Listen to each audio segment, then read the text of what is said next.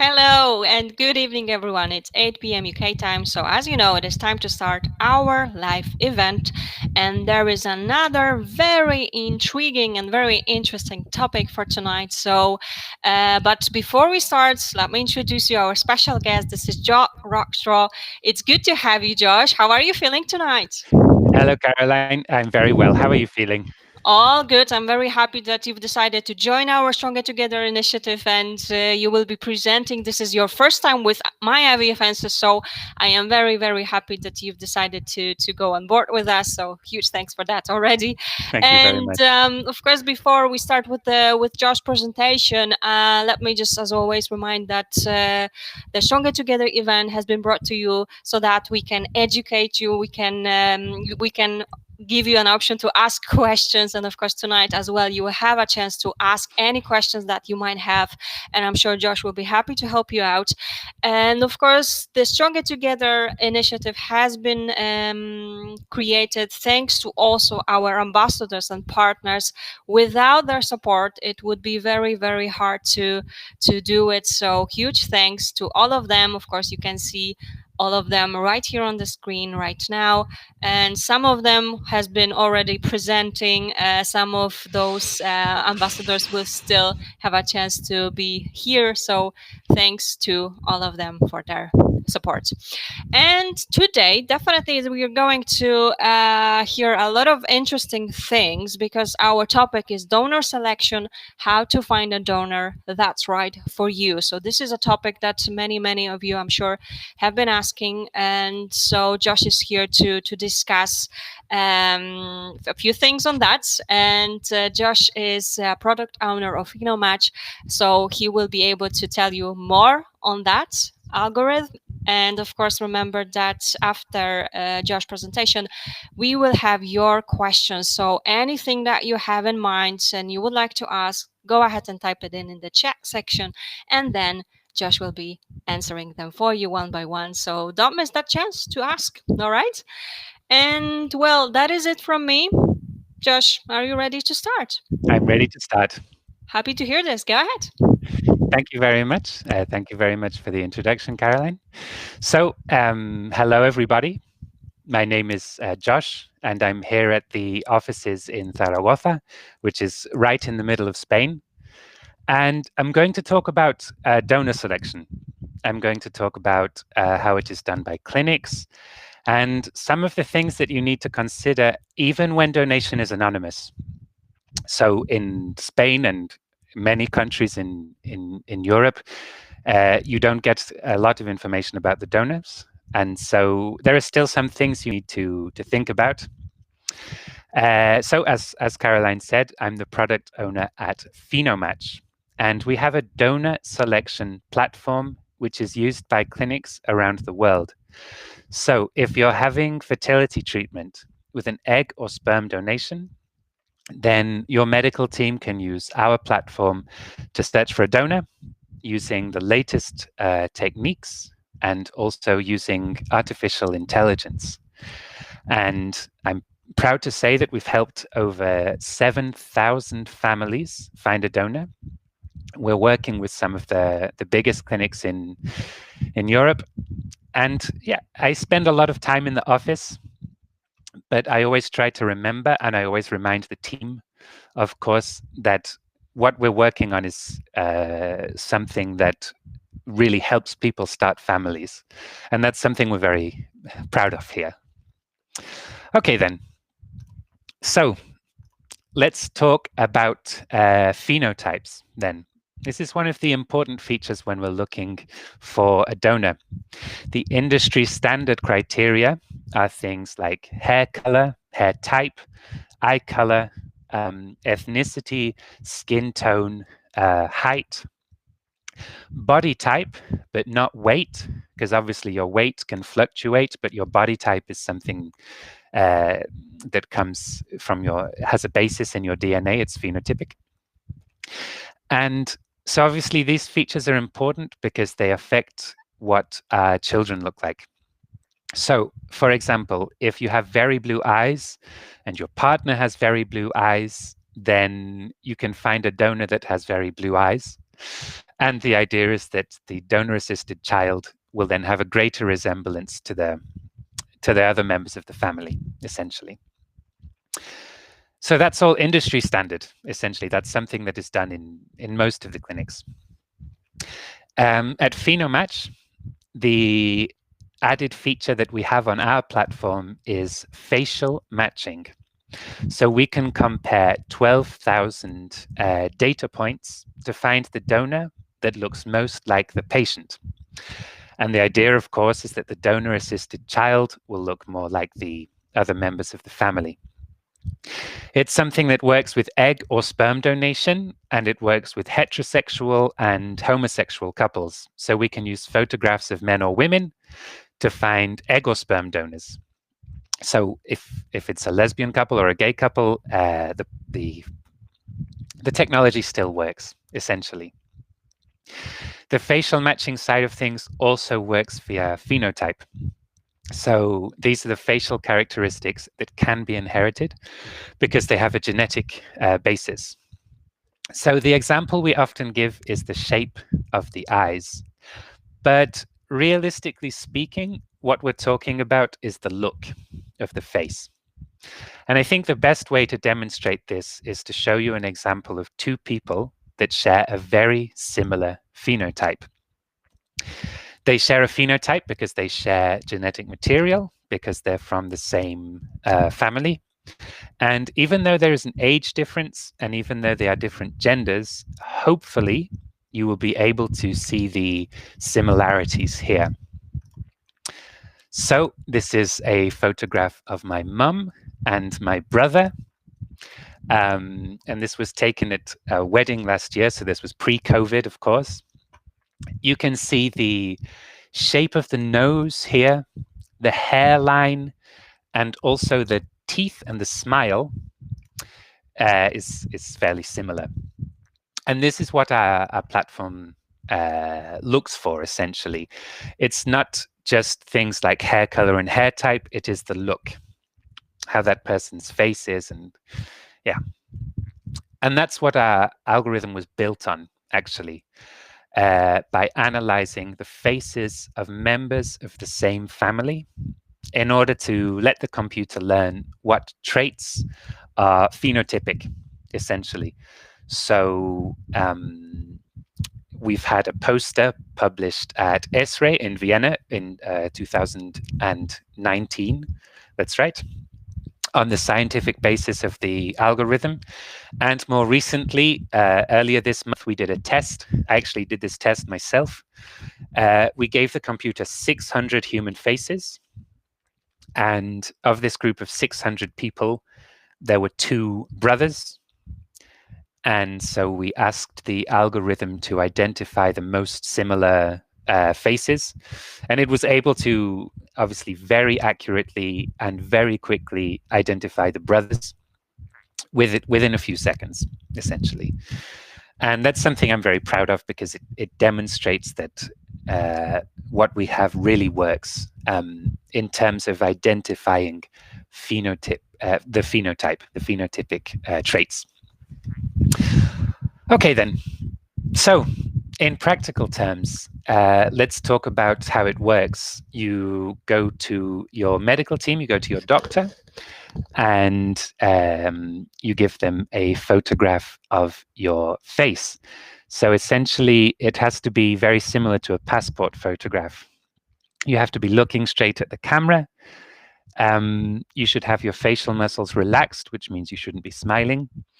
It works best with no makeup, no jewelry, and no glasses. And that's the way to get the best result. So realistically, of course, the algorithm was tested in imperfect conditions, shall we say. So it doesn't really make that much difference if you're smiling or if you're wearing makeup. It's something the algorithm can detect and still provide very reliable and very quick and efficient results. Okay, so we've already talked about the phenotype. We've already talked about the facial matching, which is, of course, part of the phenotype, the characteristics that you can inherit. Let's talk about some other things that tend to be considered, even when donation is anonymous. So, hobbies and interests. This is an interesting one. Many donor databases will include things like whether the donor likes football or art or cooking. And these are not genetic traits.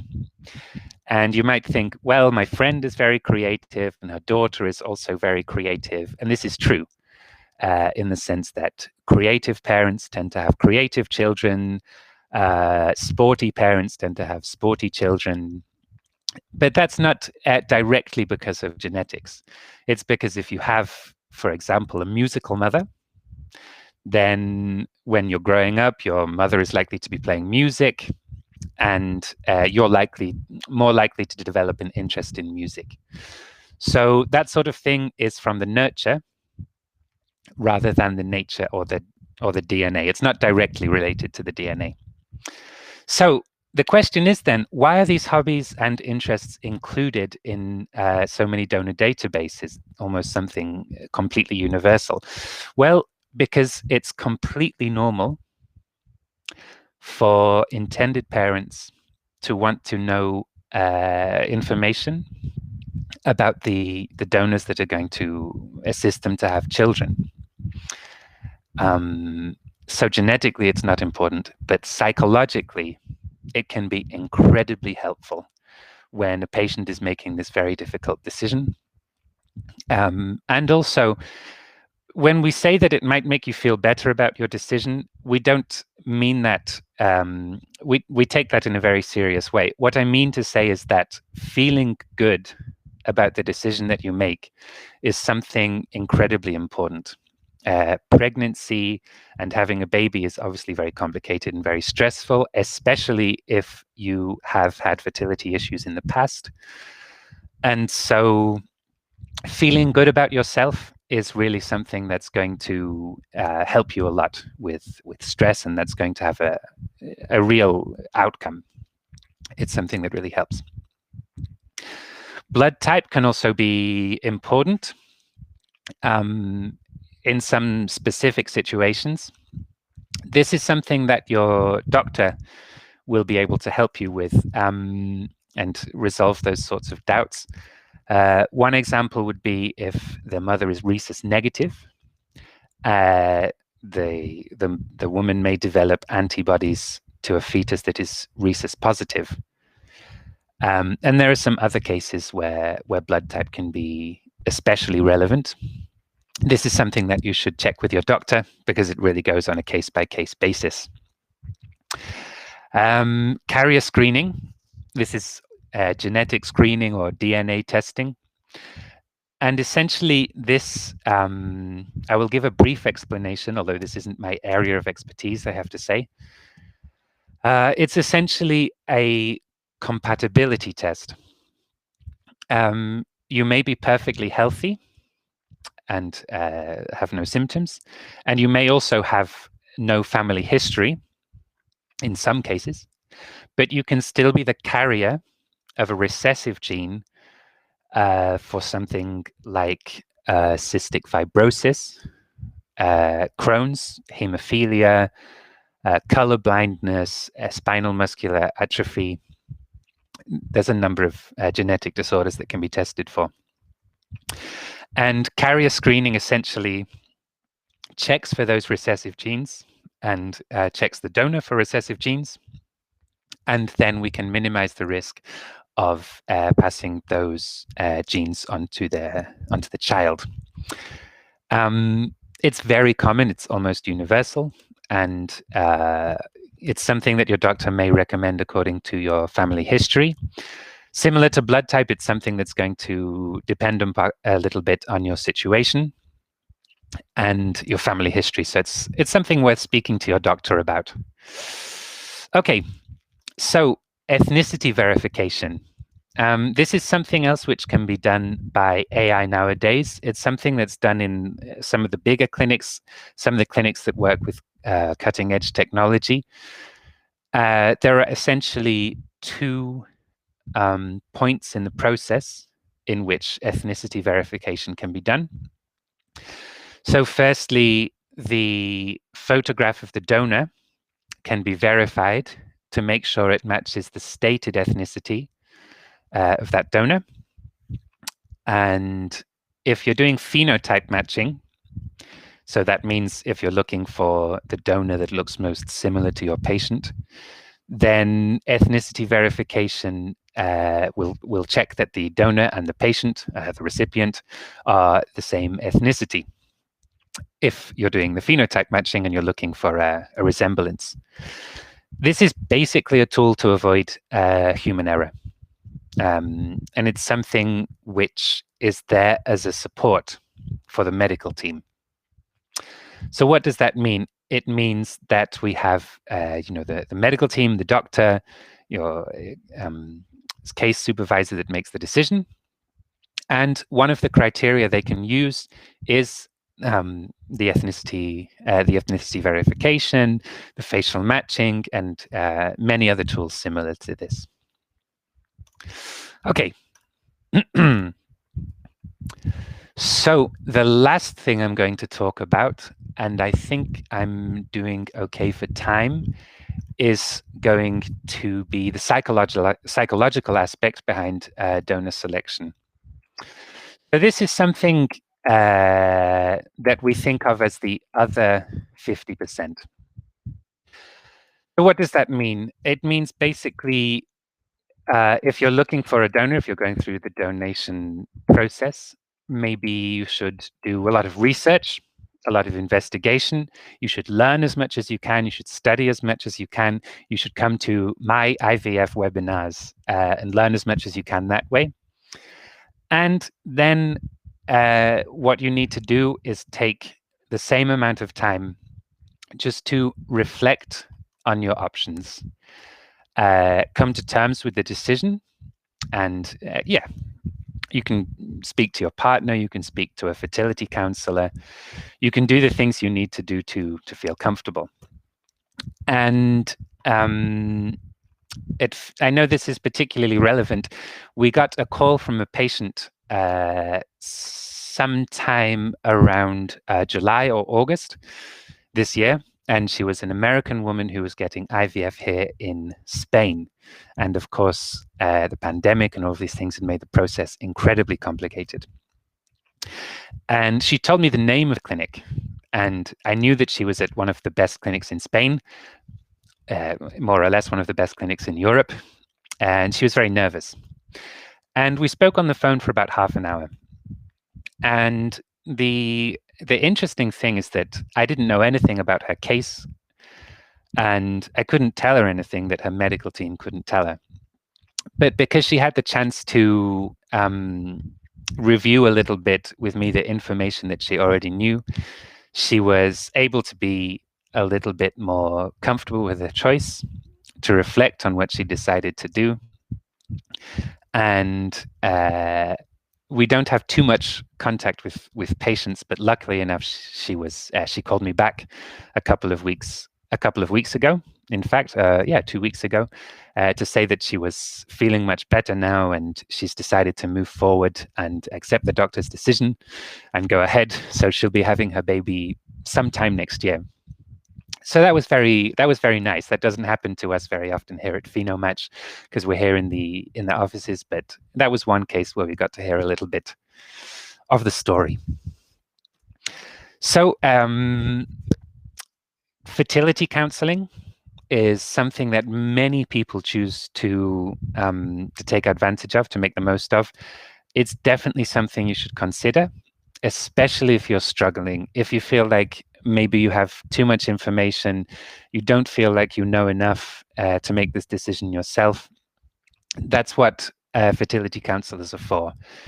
And yeah, there are practical benefits to this. Anything you can do that makes you feel better, that takes away stress, is something that's going to have practical benefits.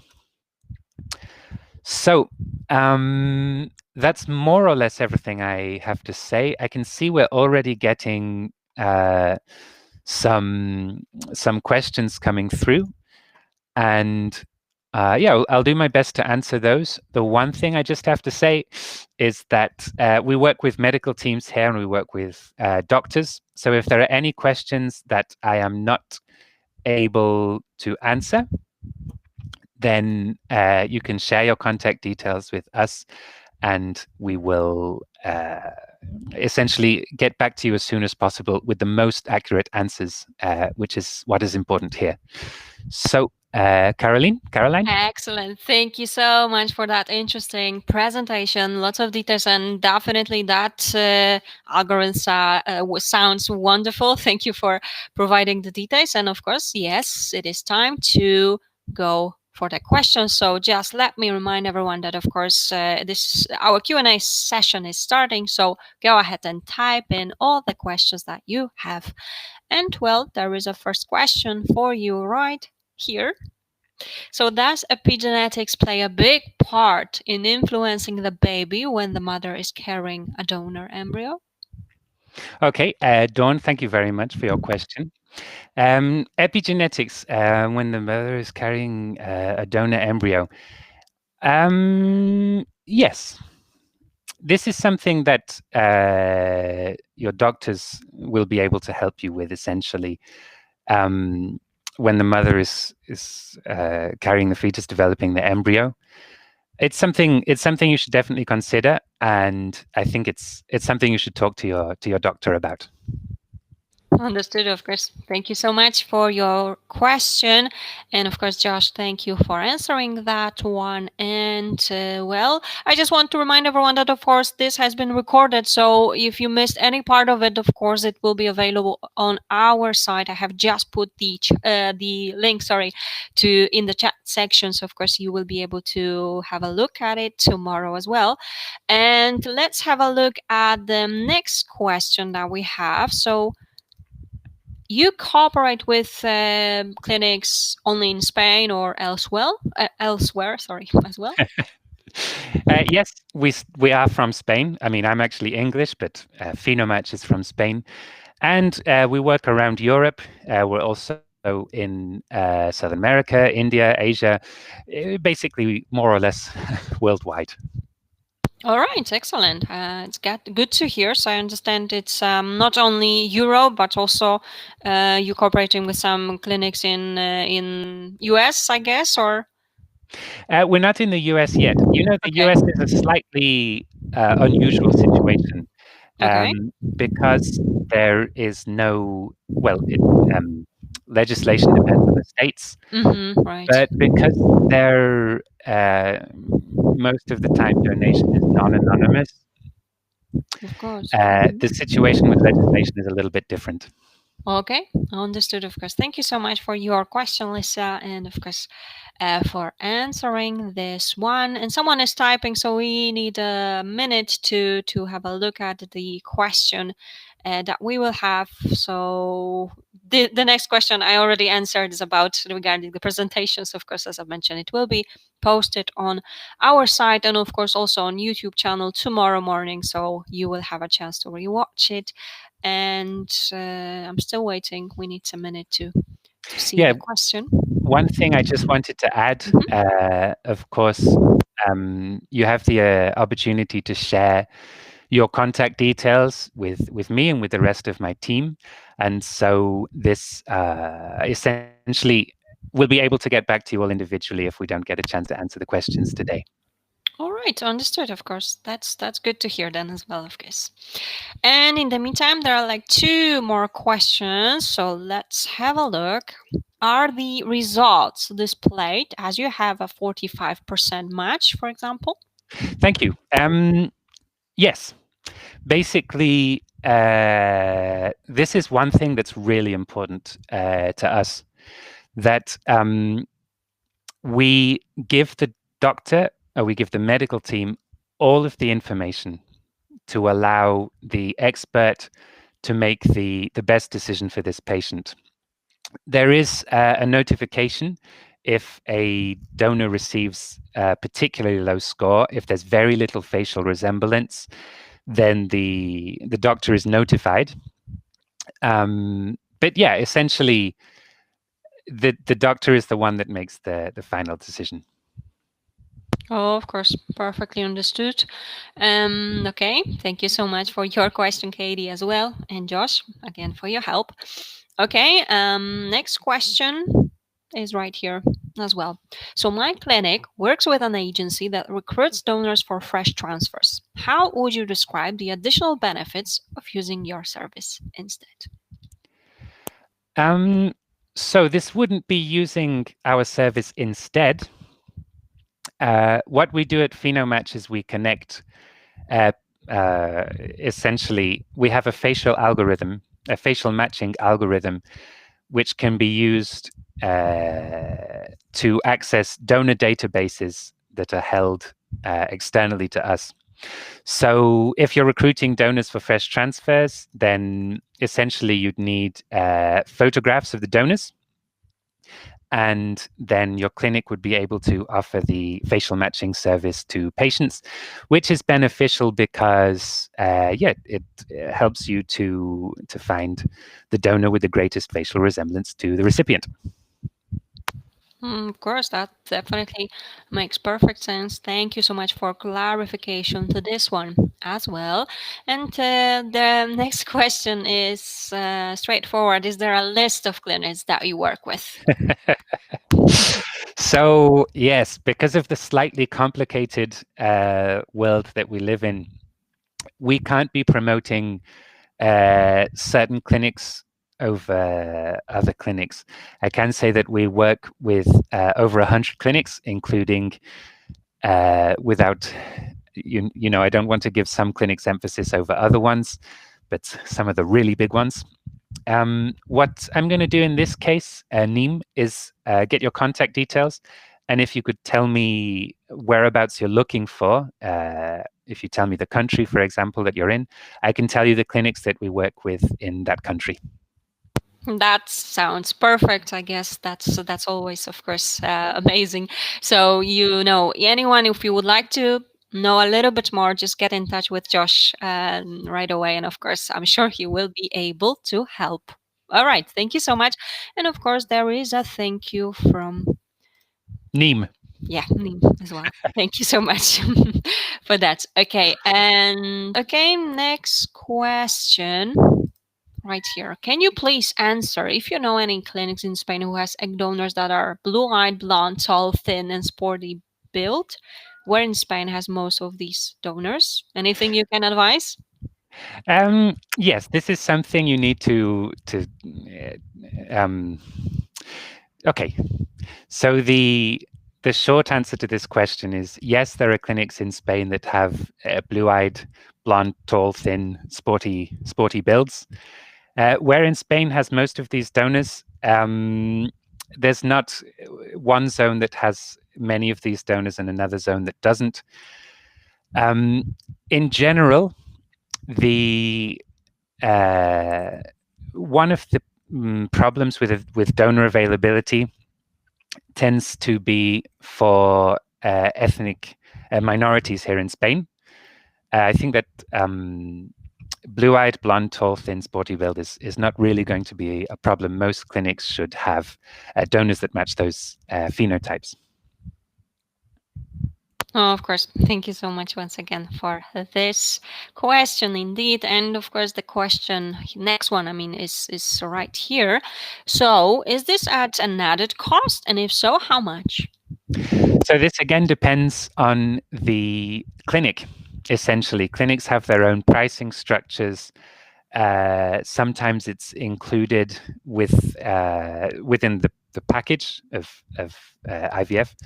Other times it's at an added cost. Okay, understood. So, of course, this is like depending on the clinic. In fact, not really. You are like, let's say, dealing with the clinic, right? So of course, it's up to the clinic what they decide to do. Yeah, that's right. This is something that it's something you need to speak to the Of course. clinic about because it's often part of a much more complicated pricing structure that involves a great many other services. Of course, there are plenty those little things, of course, included or not. So, of course, thank you so much for that. And there's another thank you from the previous patient that asked the question. Thank you so much. And well, we are waiting for some more questions. Again, someone is typing, so we need to give it a minute to see.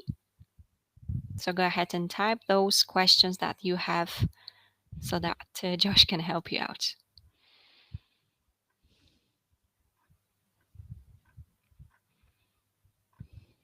All right, nothing yet, but again, someone is typing. Yeah, it's right here. Let's have a look at the next question then. I have treatment protocol planned and phenotype matching was not mentioned. Could I ask for your service? Yes, is the short answer to this question. I want to be very clear about this because I know how stressful it can be when you're partway through this process. It's most likely that you've had some phenotype matching done, but maybe not facial matching. But I'm sure that other those basic phenotypical traits have been done. And to answer the second part, could I ask for your service? Yes, if you speak to your clinic and you ask your doctor and you mention Fenomatch, they will be able to get in touch with us.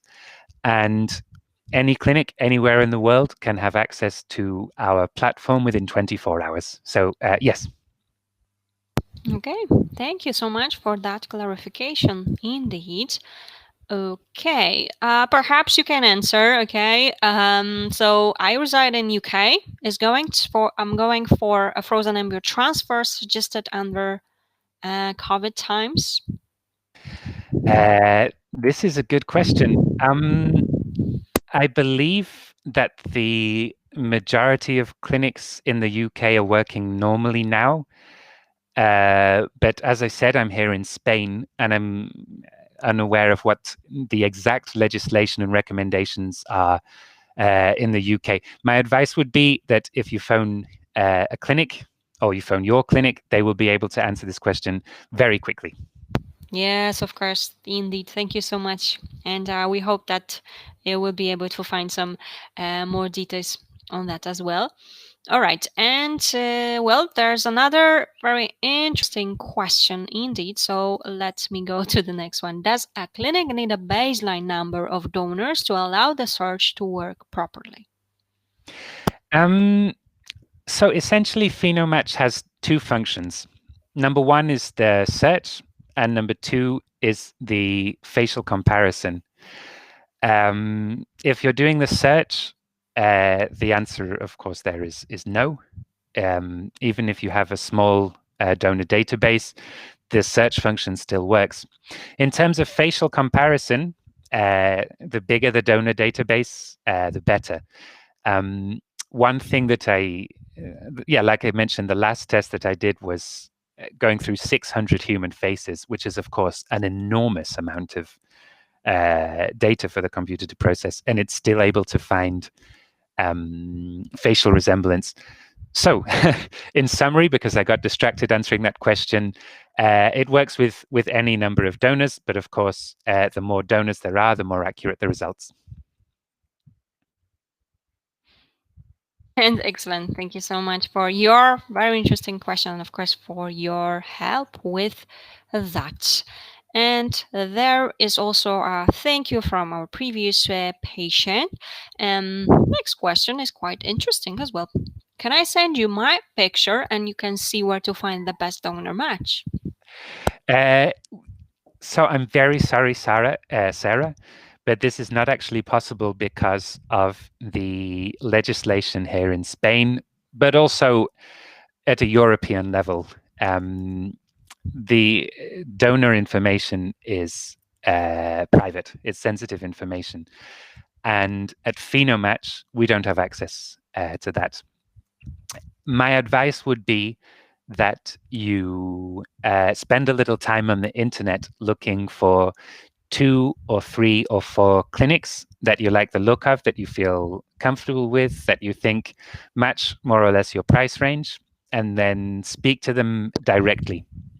Okay, because these essentially you're going to need to find somewhere you feel comfortable with and speak to them directly. That would be my advice. I just want to say I wish you the best of luck with your treatment, Sarah, and I hope that you find someone that's right for you. Oh, of course, couldn't agree more here. So fingers crossed, definitely. All right, thank you so much for that. Well, there are some few questions left, so let me go to the next one.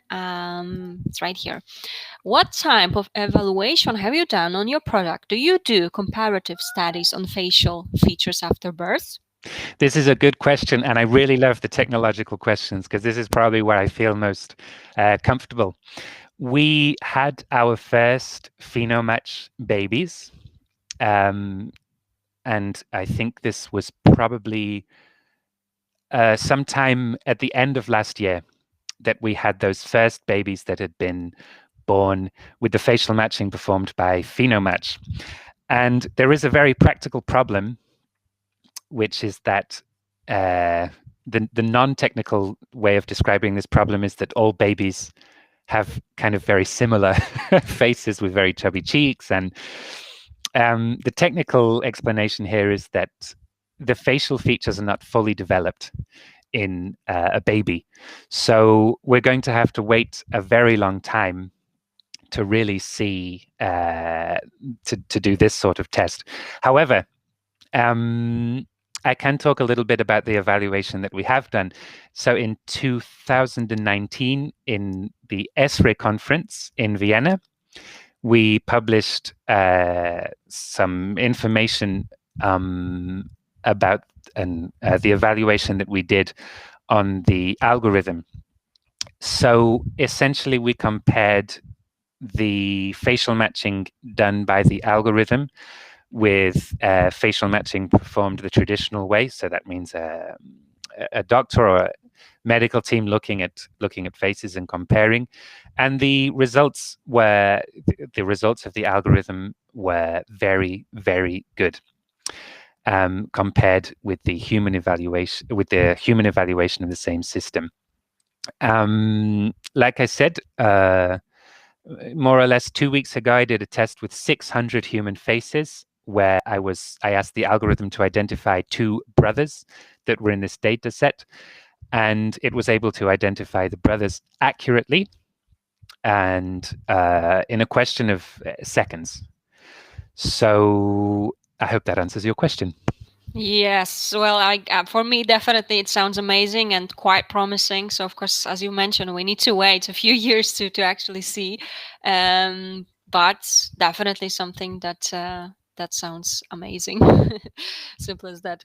Thank you so much for that question, excellent one as well, and of course for your answer. And there's a comment also here. So, from the previous patient, excellent. So, Fenomatch is good for all sizes of clinics. Thank you. Yes, thank you for that. Thank you for that, Andrew.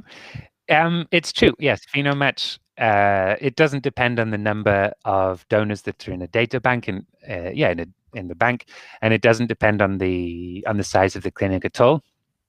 Of course, the magic really happens when you have a large group of donors, but that's independent of Fenomatch. You can find the one with the greatest facial resemblance that way. All right. Again, thank you so much for that comment, and of course your help with it so well as well.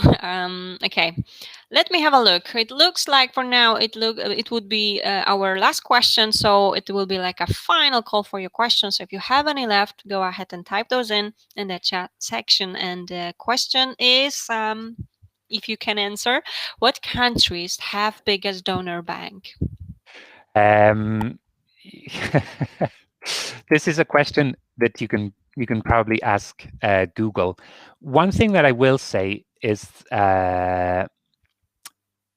essentially there are many, many, many countries that have very big donor banks.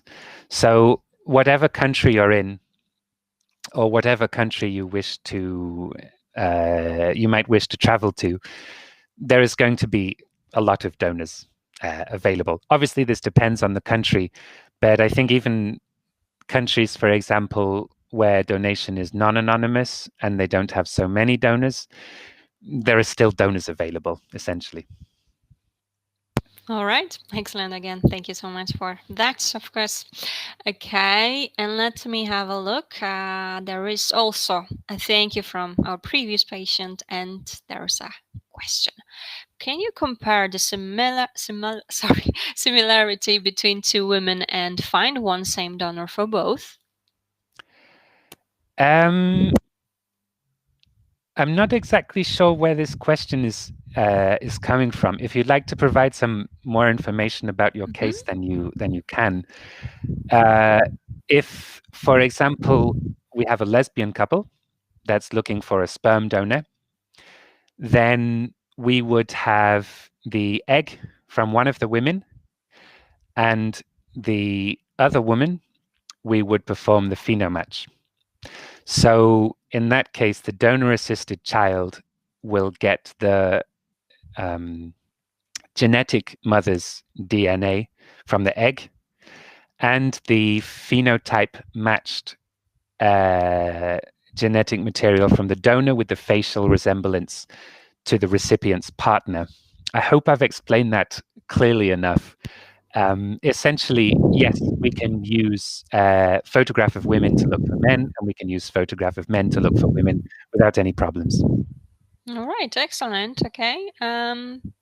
Let's. Someone is typing. I'm not sure whether it's a follow up or another question. So yeah, it's another question. But thank you for your question here. And I know these donors have been tested, of course, of diseases. Mm-hmm. So what you're thinking about there is carrier screening, I think, and this is not something that that Fenomatch works on directly, but it's almost something that's entirely universal. Not just testing for diseases, but also doing carrier screening to see what genetic based disorders could be inherited via recessive genes. I think overall, the best thing to do in this case is speak to your clinic and speak to your doctor. Of course, indeed. Wonderful. Thank you so much. And well, someone is again typing, so let's give it a minute and have a look. Yeah, it's a thank you. So thank you for that. And well, it seems that we will be finishing. At least for now, I do not see any questions. But of course, remember that if you have any left and you would like to simply get in touch with Josh to also have some more details later on, of course, you can go ahead and contact Josh. I will send you a link, direct link. You can use it. And of course, there's an option to contact Josh as well. And we will be finishing for today. So thank you so much, everyone, for joining us tonight. I believe it has been very, very useful to you. Josh, also thank you so much for joining us. It was definitely, definitely interesting, and this is, I guess, the future. It's already happening, but it's amazing for sure. And well, is there anything else you would like to add? I just want to say thank you to everyone who's made it to the end, and thank you to everyone who's asked questions. Remember that you can contact me through the platform. My contact details will be available. I think the link's just been passed in the comments section. If there are any questions that you feel I haven't answered properly, please write to me there, and I'll get in touch with some of the doctors and embryologists that we worked with for more information. And that's all I have to say. Thank you, Caroline. Thank you so much. And of course, there are some thank yous from the patients right here for you as well. And I just want to mention that actually Josh will be back. Okay, so stay tuned. You can go ahead and actually already register for our next webinar with Josh, and that's going to be on the 20th, of October. So go ahead and register so that you can have a look at our next webinar. Actually, Josh will be presenting with Dr. Laura Garcia, so that will be also interesting. So of course you will be able to ask more and more questions So, once again, Josh, you've been wonderful. Thank you so much for today. And everyone, have a lovely and relaxing evening. And of course, I hope to see you tomorrow at 8 p.m. UK time.